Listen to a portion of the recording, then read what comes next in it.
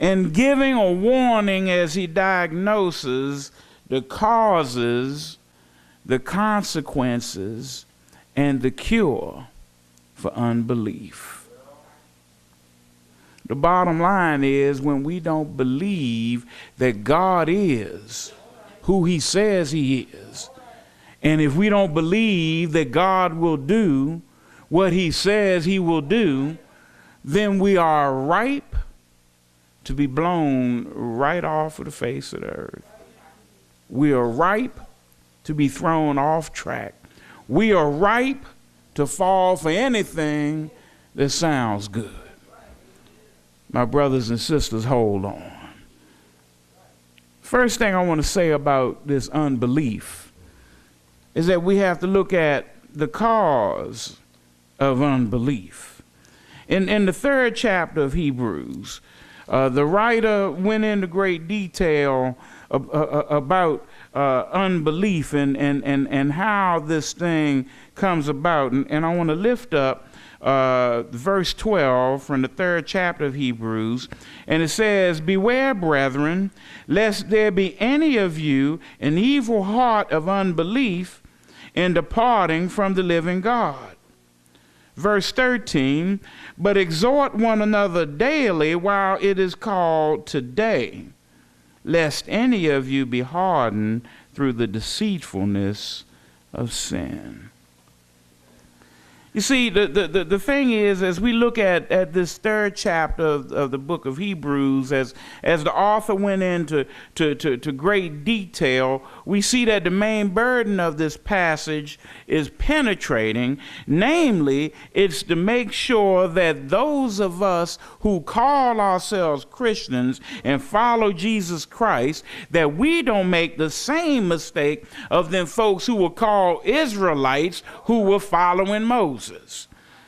You see, the writer tells us about their mistake by quoting Psalms 95.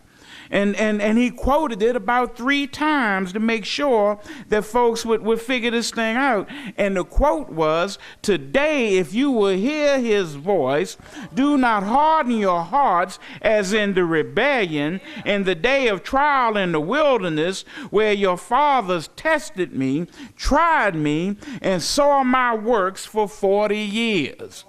You see, God had to let folks know in the modern time, and it even translates today, God has to let us know that don't make the same mistake that the Hebrews made, that the Jews made. God says, come to a land of milk and honey. A land that I will show you. I have already given it to you. All you got to do is go take it. You know the story. They went over there and said, yeah, truly, it is a land of milk and honey. But we can't have that. There are giants in the land. God said, but I already gave it to you. All you got to do is possess it. Oh, but there are giants in the land. Because they could not believe that God could take care of the giants in the land, they did not enter into the rest of God's promise. Well, that's well and fine, preacher. What they got to do with us? How many times have we, can we talk?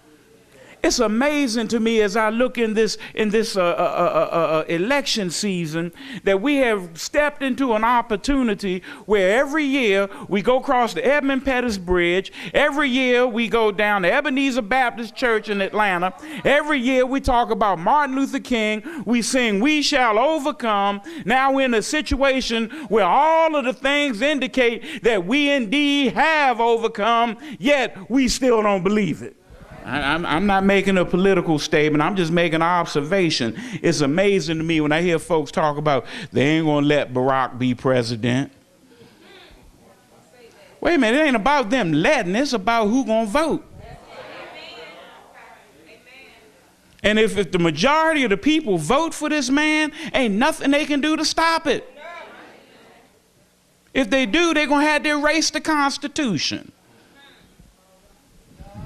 We cannot get wrapped up in the back of our mind, they ain't going to let us. We got folks trapped in bondage, folks trapped in eternal poverty and generational curse of poverty because somebody told them they won't let us. They done heard it, so that's all they believe. They can't believe that nothing is impossible for God. Ain't no rule says your mama had to go to college for you to go to college. If that was the case, a whole bunch of us wouldn't have made it. Nothing is impossible for God. You see, the problem is, as the writer of Hebrews says, the cause of unbelief is a hardened heart. See, when you've been stepped on and abused and misused and talked about, then your heart get hard. Then you hear something that sounds promising. Oh, I ain't gonna believe that. I done heard that before.